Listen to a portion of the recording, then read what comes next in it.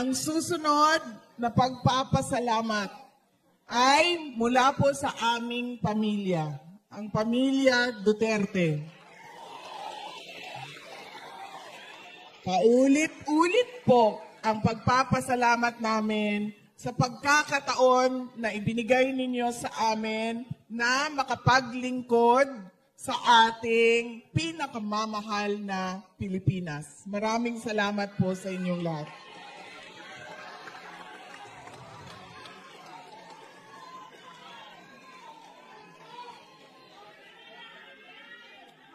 Ang susunod po na pagpapasalamat ay babalik na naman tayo sa inyo. Nabanggit kanina, ang laki ng tulong ninyo sa bayan natin.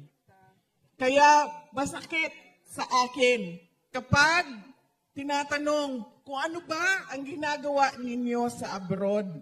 Ang ginagawa namin sa abroad ay nakikinig sa mga OFW, sa mga overseas Filipinos. At nagpapasalamat sa kanila. Dahil kung hindi dahil sa mga padala ninyo sa Pilipinas at sa inyong mga pamilya na naiwan doon sa Pilipinas, ay sigurado matagal na lumubog ang bayan natin.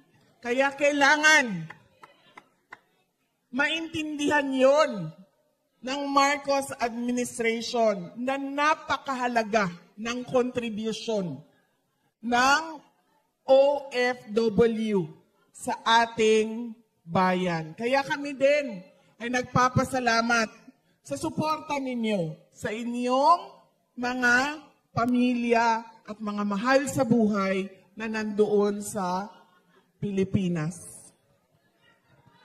Pwede mo yan sabihin dito, ma'am, kasi hindi tayo hulihin.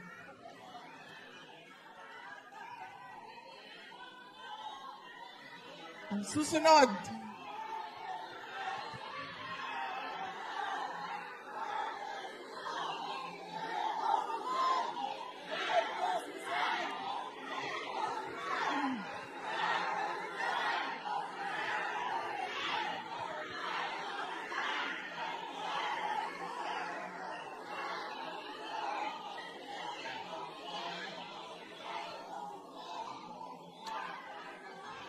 Mamaya po, pag-uusapan natin